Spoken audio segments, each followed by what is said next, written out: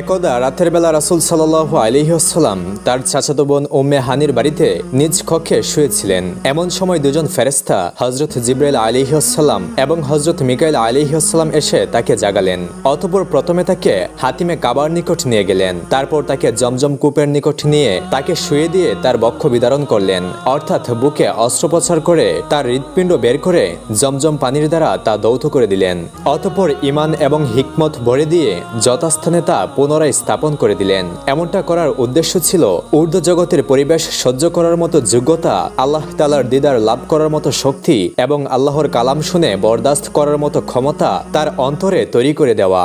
অতঃপর বুরাক নামক একটি জন্তু আনা হলো। হাদিসের ভাষ্য অনুযায়ী বুরাক একটি বেহেশতি প্রাণী, যার আকার আকৃতি কচ্ছরের চেয়ে ছোট এবং গাদার চেয়ে একটু বড় ছিল। তার গতি এত দ্রুত ছিল যে দৃষ্টির শেষ সীমানায় গিয়ে তার এক একটি কদম পড়ত।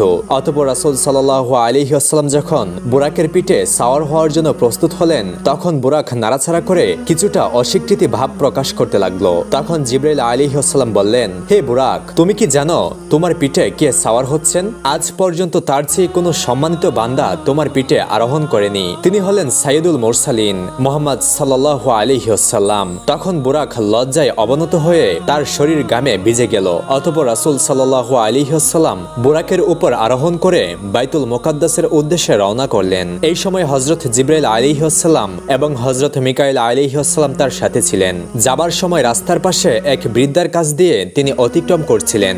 বৃদ্ধা রাসূল সাল্লাল্লাহু আলাইহি ওয়াসাল্লামকে ডাক দিল।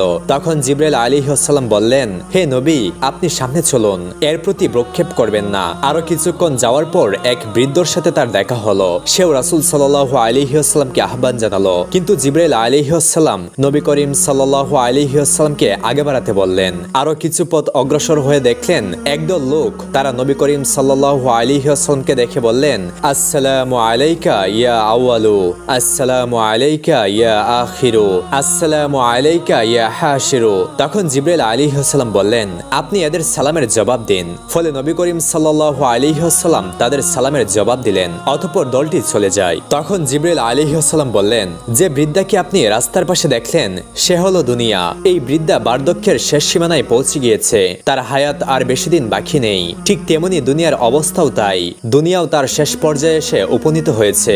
আর যে বৃদ্ধকে দেখেছিলেন সে হলো অভিশপ্ত শয়তান। তাদের উভয়ের উদ্দেশ্য ছিল আপনাকে তাদের প্রতি আকৃষ্ট করা। আর তৃতীয়বার যে দলের সাথে আপনার সাক্ষাৎ হলো এবং আপনাকে সালাম দিল, এরা হলো হযরত ইব্রাহিম আলাইহিস সালাম, হযরত মুসা আলাইহিস সালাম এবং হযরত ঈসা আলাইহিস সালাম। অতঃপর রাসূল সাল্লাল্লাহু আলাইহি ওয়াসাল্লাম আবারও পথ চলতে লাগলেন। চলতে চলতে এক জায়গায় তিনি একদল লোকের পাশ দিয়ে অতিক্রম করলেন, যাদের হাতে বড় বড় তামার নখ ছিল।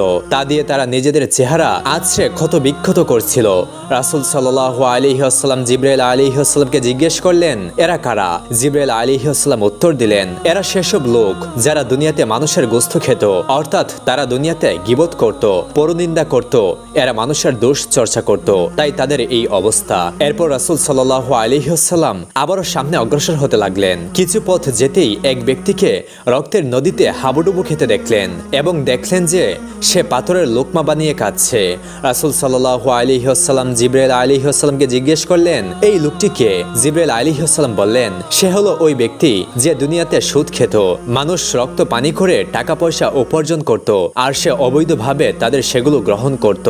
অতঃপর নবী করিম সাল্লাল্লাহু আলাইহি ওয়াসাল্লাম আবারও চলতে শুরু করলেন। কিছুক্ষণ পর একদল লোককে তিনি দেখলেন, তাদের মাথা পাথর দিয়ে চূর্ণ বিচূর্ণ করে দেওয়া হচ্ছে, আবার মুহূর্তের মধ্যেই তা আগের মতো হয়ে যাচ্ছে, পুনরায় পাথর মেরে চূর্ণ বিচূর্ণ করে দেওয়া হচ্ছে।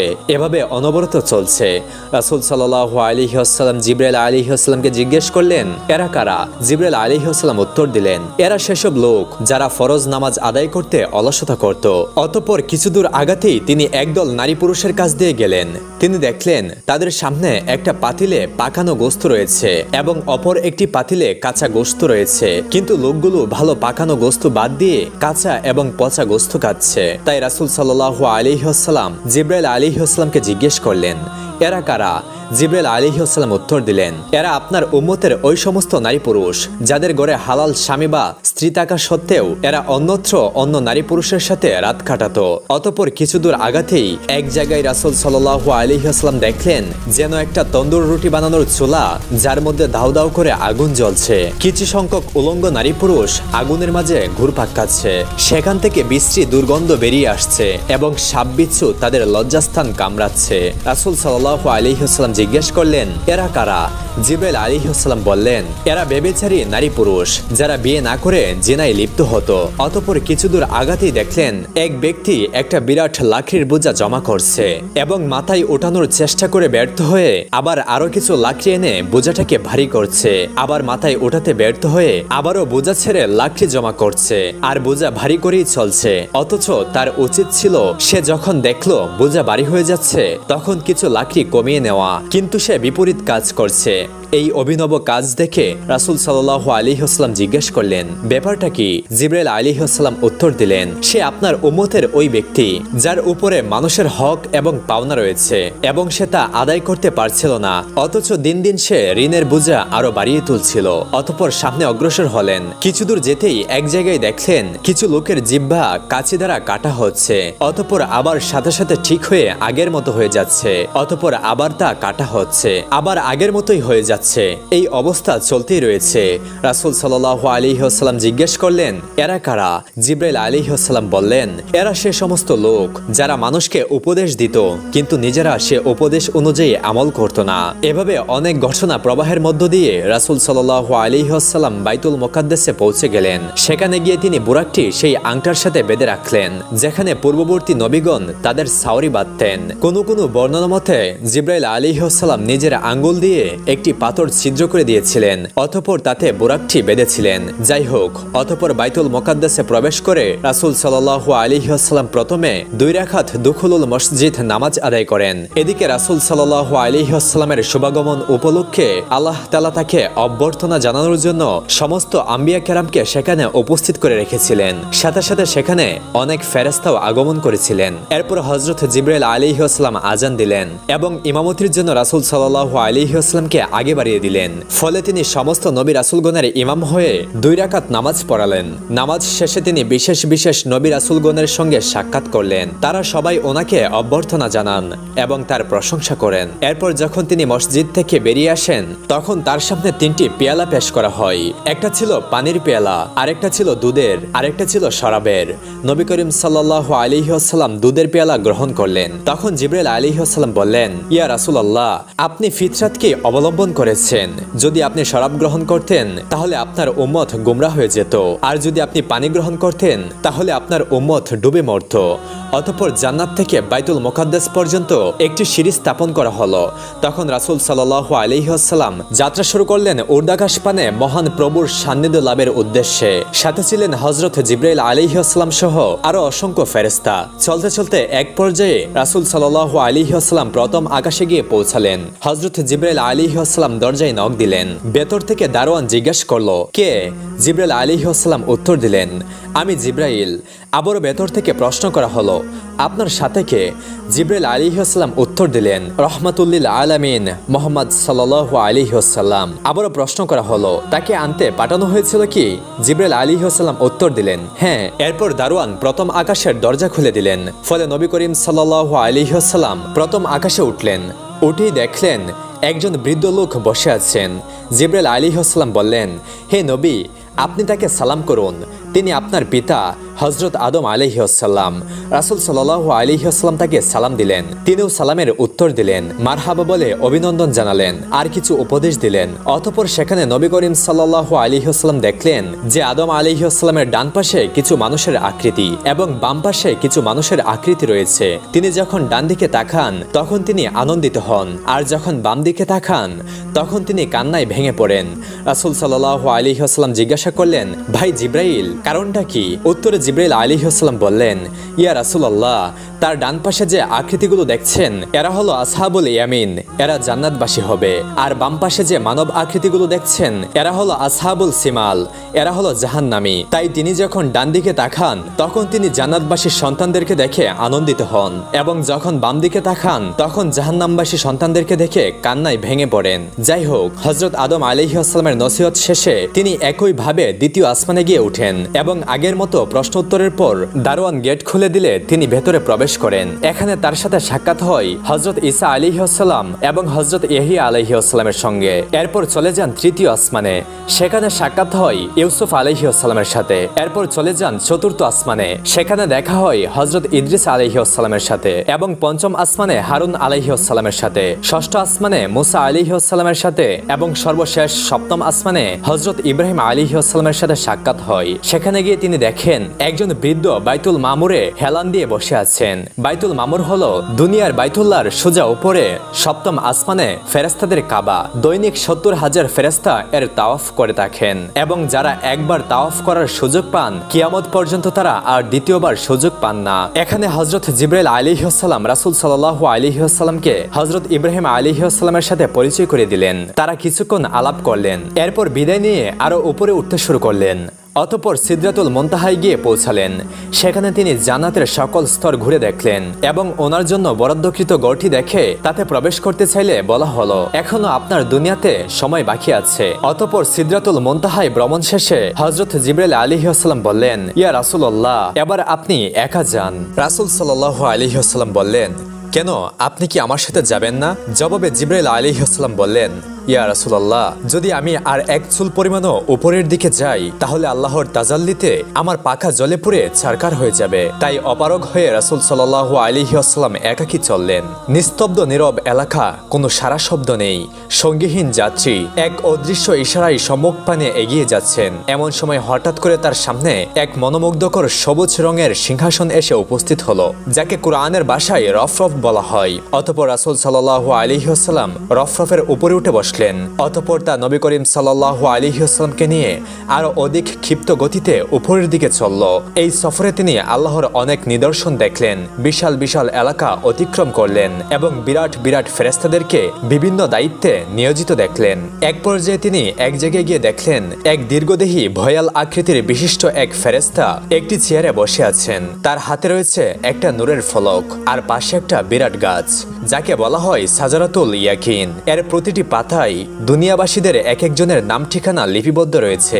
তিনি একগ্রচিত্রে তার হাতের ফলকটি দেখছেন আর একটু পরপর গাছের পাতার দিকে তাকাচ্ছেন। তিনি এই কাজে এতটাই মশগুল যে রাসূল সাল্লাল্লাহু আলাইহি ওয়াসাল্লাম তাকে সালাম দিলেন, কিন্তু তিনি তার দিকে না তাকিয়ে কেবল মাথাটা নেড়ে সালামের জবাব দিলেন। একটু পরে কি যেন ভেবে মাথা উঠালেন। তার চেহারা দেখে নবী করিম সাল্লাল্লাহু আলাইহি ওয়াসাল্লাম কিছুটা ভীত হয়ে পড়লেন। আসলে উনি হলেন হযরত আজরাইল আলাইহিস সালাম। হযরত আজরাইল আলাইহিস সালাম নবী করিম সাল্লাল্লাহু আলাইহি ওয়াসাল্লামকে অভিনন্দন জানালেন এবং বললেন, আপনার মেরাজ শুভ হোক। এই সফর আপনার এবং আপনার উম্মতের জন্য কল্যাণকর হোক। আজরাইলের এমন সুন্দর আচরণ দেখে রাসূল সাল্লাল্লাহু আলাইহি ওয়াসাল্লামের ভয় কেটে গেল। তাই তিনি জিজ্ঞাসা করলেন, আপনি একা গোটা পৃথিবীর সকল প্রাণীর রূহ কিভাবে কবজ করেন? তখন আজরাইল আলাইহিস সালাম বললেন, ইয়া রাসূলুল্লাহ, আমার হাতে যে ফলকটি দেখছেন এতে সমস্ত মানুষের নাম ঠিকানা লিপিবদ্ধ রয়েছে। ঠিক তেমনি ভাবে এই গাছের প্রতিটি পাতায় পাতায় অনুরূপ নাম ঠিকানা রয়েছে। যখন কারো মৃত্যুর সময় হয় তখন তার নামের পাতাটা ধীরে ধীরে হলুদ বর্ণ ধারণ করতে থাকে। এমন সময় তাকে তার নিজের দায়িত্বে নিয়োজিত ফেরেশতা তার রিজিক পৌঁছে দেন।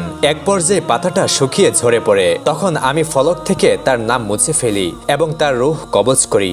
ইয়া রাসূলুল্লাহ, আপনার সামনে যদি একটা থালার মাঝে কতগুলো পিঁপড়ে থাকে তখন আপনি যেভাবে যেখান থেকে ইচ্ছা যেটা ইচ্ছা মারতে পারেন, ঠিক তেমনি গোটা পৃথিবী আমার সামনে একটা থালার মতো। সুতরাং আমি যেখানে ইচ্ছা যেভাবে ইচ্ছা যেটা ইচ্ছা ধরে আনতে পারি। যাই হোক, হাদিসের ভাষ্য অনুযায়ী হযরত আজরাইল আলাইহিস সালাম হলেন মালাকুল মউত। তিনি হলেন সেই সেক্টরের মূল জিম্মাদার। তার অধীনে আরো অসংখ্য ফেরেশতা রয়েছেন যারা দুনিয়াবাসীর প্রাণ সংহার করে থাকেন। হযরত আজরাইল আলাইহিস সালামকে যে সব জায়গায় যেতে হবে এটা জরুরি বিষয় নয়। অতঃপর রাসূল সাল্লাল্লাহু আলাইহি ওয়াসাল্লাম বললেন, ভাই আজরাইল, আপনি যখন মানুষের জান কবজ করেন তখন ওই ব্যক্তির কিরকম কষ্ট হয়? তখন আজরাইল আলাইহিস সালাম বললেন, আল্লাহর নবী ইদ্রিস আলাইহিস সালাম মৃত্যুর আগে মৃত্যুর স্বাদ অনুভব করতে চেয়েছিলেন। আমি আল্লাহর নির্দেশে তার রূহ কবজ করে আবার ফেরত দিয়ে দেই। তখন আমি তার অনুভূতি সম্পর্কে জিজ্ঞাসা করেছিলাম। তিনি বলেছিলেন, আমার কাছে মনে হয়েছে যেন আমার দেহ থেকে চামড়া খুলে নেওয়া হচ্ছে। তখন আমি বললাম, আল্লাহর শপথ, আপনার চেয়ে সহজ করে আজ পর্যন্ত আমি কারো রূহ কবজ করিনি। একথা শুনে রাসূল সাল্লাল্লাহু আলাইহি ওয়াসাল্লাম বিচলিত হয়ে উঠলেন, চিন্তিত হলেন উম্মতের কথা মনে করে। তখন আজরাইল আলাইহিস সালাম বললেন, তবে ইয়া রাসূলুল্লাহ, আপনার উম্মতের মাঝে যারা নেককার এবং দিনদার তাদের রূহকে এমন ভাবে কবজ করার নির্দেশ আমাকে দেওয়া হয়েছে যেমন বাদশা তার মায়ের খুলে দুধ খেতে খেতে ঘুমিয়ে যায়, কিছুই টের পায় না। আপনার নেককার উম্মতের অবস্থা ঠিক এমনই হবে। অতঃপর নবী করিম সাল্লাল্লাহু আলাইহি ওয়াসাল্লাম আরো উপরে উঠতে লাগলেন। চলতে চলতে শেষ পর্যন্ত এমন এক জায়গায় গিয়ে পৌঁছালেন সেখানে কোনো রকম প্রাণী আছে বলে মনে হচ্ছিল না। নীরব নিস্তব্ধ এলাকা। তিনি কিছুটা ভীত হয়ে পড়লেন। এমন সময় গাইবী আওয়াজ এলো, ইয়া রাসূলুল্লাহ, আপনি ভীত হবেন না, আপনি বিচলিত হবেন না। আপনি আরশে আজিমের সামনে আছেন। আপনার পালনকর্তা রাব্বুল আলামিন আপনার সম্মুখে রয়েছে। আপনার যা কিছু হাদিয়া পেশ করার তা পেশ করুন। আল্লাহর কথা শুনে রাসূল সাল্লাল্লাহু আলাইহি ওয়াসাল্লাম চিন্তায় পড়ে গেলেন। তিনি কি হাদিয়া পেশ করবেন? আল্লাহ তাআলা তো সবচেয়ে ধনী। তিনি আরশ কুরসির মালিক, তিনি লাউহে মাহফুজের মালিক, তিনি আসমান জমিনের মালিক, তিনি তো সকল ধনভাণ্ডারের মালিক। কোন জিনিস হাদিয়া দিলে তিনি খুশি হবেন? এসব চিন্তা করে সাথে সাথে রাসূল সাল্লাল্লাহু আলাইহি ওয়াসাল্লাম সেজদায় পড়ে গেলেন এবং বললেন, আত্তাহিয়াতু লিল্লাহি ওয়াস সালাওয়াতু ওয়াত তাইয়্যিবাত, অর্থাৎ আমাদের সকল সালাম শ্রদ্ধা এবং সকল প্রকার পবিত্রতা একমাত্র আল্লাহর উদ্দেশ্যে। তখন আল্লাহ তাআলা বললেন, আসসালামু আলাইকা আইয়ুহান নাবিয়্যু ওয়া রাহমাতুল্লাহি ওয়া বারাকাতুহু, অর্থাৎ হে নবী, আপনার প্রতি শান্তি বর্ষিত হোক এবং আল্লাহর অনুগ্রহ এবং রহমত বর্ষিত হোক। উম্মতের কাণ্ডারি রহমতের নবী যখন দেখলেন শান্তি, রহমত ও বরকতের সম্বন্ধ কেবল তার দিকেই করা হচ্ছে, তখন উম্মতের দরদে তিনি ব্যাকুল হয়ে উঠলেন এবং বললেন, আসসালামু আলাইনা ওয়া আলা ইবাদিল্লাহিস সালিহিন, অর্থাৎ এই শান্তি আমার একার নয়, বরং আমাদের সকলের উপরে এবং আল্লাহর নেক বান্দাদের উপর বর্ষিত হোক। প্রিয় বন্ধুগণ, দুনিয়ার মানুষ যখন তার প্রিয়জনদের সাথে মিলিত হয় তখন তার আপন পিতামাতা, আত্মীয় স্বজন কারো কথাই মনে থাকে না। কিন্তু রহমতের নবী তার এই চরম ও পরম চাওয়া পাওয়ার মুহূর্তেও উম্মতের কথা ভুলতে পারলেন না। দোয়ার মাঝে তাদেরকে শামিল করে নিলেন। হয়তো এজন্যই তিনি সর্বশ্রেষ্ঠ নবী। যাই হোক, রাসূল সাল্লাল্লাহু আলাইহি ওয়াসাল্লামের উম্মতের প্রতি দরদ ও উদারতা দেখে আরশ বহনকারী ফেরেশতাগণ বলে উঠল, আশহাদু আল্লা ইলাহা ইল্লাল্লাহ ওয়া আশহাদু আন্না মুহাম্মাদান আবদুহু ওয়া রাসূলুহু। প্রিয় বন্ধুগণ, আল্লাহ তাআলা তার হাবিবের মেরাজের এই ঘটনাকে স্মরণীয় করে রাখার জন্য কিয়ামত পর্যন্ত সকল উম্মতের উপর নামাজে এই তাশাহুদ পাঠ করাকে ওয়াজিব করে দিয়েছেন। কথোপকথন শেষে আল্লাহ তাআলা তার বান্দার প্রতি যা কিছু প্রত্যাদেশ করার তা করলেন। অতঃপর এই উম্মতকে বিশেষভাবে 3টি হাদিয়া দিলেন। 1 নম্বর 50 ওয়াক্ত নামাজ, 2 নম্বর সূরা বাকারার শেষ 2 আয়াত এবং 3 নম্বর মুশরিক ব্যতীত সকলকে ক্ষমার ঘোষণা। এই হাদিয়া নিয়ে নবী করিম সাল্লাল্লাহু আলাইহি ওয়াসাল্লাম দরবারে ইলাহি থেকে বিদায় নিয়ে দুনিয়া অভিমুখে রওনা হলেন। আসার পথে 7ম আসমানে হযরত ইব্রাহিম আলাইহিস সালামের সঙ্গে সাক্ষাৎ হলো। তিনি কিছুই বললেন না। কিন্তু 6ষ্ঠ আসমানে যখন হযরত মুসা আলাইহিস সালামের সঙ্গে দেখা হলো তখন তিনি জিজ্ঞাসা করলেন, ইয়া রাসূলুল্লাহ, আপনার উম্মতের জন্য কি হাদিয়া নিয়ে এলেন? তখন রাসূল সাল্লাল্লাহু আলাইহি ওয়াসাল্লাম উত্তর দিলেন, দৈনিক 50 ওয়াক্ত নামাজ। মুসা আলাইহিস সালাম বললেন, ইয়া রাসূলুল্লাহ, আপনি আপনার পালনকর্তার নিকট ফিরে যান এবং সহজ করার আবেদন করুন। আপনার উম্মতের জন্য এই বিধান কষ্টকর হবে। আমি বনি ইসরাইলকে ইতিপূর্বে পরীক্ষা করেছি, তাদের উপর আমার তিক্ত অভিজ্ঞতা রয়েছে। সে অভিজ্ঞতার উপরে ভিত্তি করে বলছি, আপনার উম্মত দুর্বল হবে, তারা এই দায়িত্ব আঞ্জাম দিতে পারবে না। আপনি ফিরে যান আর কিছু সহজ করে নিয়ে আসুন। পরামর্শ পেয়ে রাসূল সাল্লাল্লাহু আলাইহি ওয়াসাল্লাম ফিরে গেলেন এবং আল্লাহর নিকট বিনীত দরখাস্ত রাখলেন। ফলে আল্লাহ তাআলা 5 ওয়াক্ত নামাজ কমিয়ে দিলেন। ফিরে আসার পথে মুসা আলাইহি ওয়াসাল্লামের সঙ্গে আবারও দেখা হলো। তিনি জিজ্ঞাসা করলেন, কি খবর? রাসূল সাল্লাল্লাহু আলাইহি ওয়াসাল্লাম বললেন, আল্লাহ তাআলা 5 ওয়াক্ত নামাজ কমিয়ে দিয়েছেন। তখন মুসা আলাইহি ওয়াসাল্লাম আবার আগের কথাই বললেন, আপনার উম্মত দুর্বল হবে, তারা দৈনিক এত ওয়াক্ত নামাজ আদায় করতে পারবে না। আপনি আবার ফিরে যান। এভাবে রাসূল সাল্লাল্লাহু আলাইহি ওয়াসাল্লাম মুসা আলাইহি ওয়াসাল্লাম এবং আল্লাহর দরবারে মোট 9 বার যাতায়াত করলেন। এবং প্রতিবার আল্লাহ তাআলা 5 ওয়াক্ত করে নামাজ কমিয়ে দিলেন। শেষ পর্যন্ত মোট 5 ওয়াক্ত নামাজ থাকলো। মুসা আলাইহিস সালাম আবারও ফিরে যেতে বললেন, কিন্তু রাসূল সাল্লাল্লাহু আলাইহি ওয়াসাল্লাম উত্তর দিলেন, আমি লজ্জাবোধ করছি, আর ফিরে যেতে পারবো না। অতঃপর তিনি নিচের দিকে রওনা হলেন। এমন সময় গায়বী আওয়াজ এলো, হে বন্ধু, আমার কথায় পরিবর্তন হয় না, আমি বান্দার প্রতি জুলুম করি না। অর্থাৎ আপনার উম্মত 5 ওয়াক্ত নামাজ পড়বে, কিন্তু সে সওয়াব 50 ওয়াক্তই পাবে। সকালবেলা যখন রাসূল সাল্লাল্লাহু আলাইহি ওয়াসাল্লাম মক্কাবাসীদের এই সংবাদ দিলেন যে আজ রাতে আমি বাইতুল মুকাদ্দাসে ভ্রমণে গিয়েছিলাম এবং সেখান থেকে উর্দু আকাশে আরশে আজিম পর্যন্ত সফর করে আল্লাহর দিদার লাভ করে পুনরায় ভোর হওয়ার আগেই ফিরে এসেছি, তখন একথা শোনা মাত্র কাফের মুশরিকরা হাসাহাসি শুরু করলো। কেউ কেউ তালি বাজাতে লাগলো, আবার কেউ দৌড়ে আবু বকরের কাছে গেল এবং বলল, দেখো তোমার সাথী আজগবি কথা বলতে শুরু করেছে। তিনি নাকি আজ রাতে বাইতুল মুকাদ্দাস সফর করে 7 আসমান পাড়ি দিয়ে আল্লাহর দিদার লাভ করে আবার ফিরে এসেছেন। এটা কি সম্ভব? তুমি কি এটা বিশ্বাস করবে? তখন আবু বকর রাদিয়াল্লাহু তাআলা আনহু বললেন, এমন কথা কে বলেছেন? মুহাম্মদ সাল্লাল্লাহু আলাইহি ওয়াসাল্লাম বলেছেন কি? তারা উত্তর দিল, হ্যাঁ, মুহাম্মদ এমন কথা বলেছে।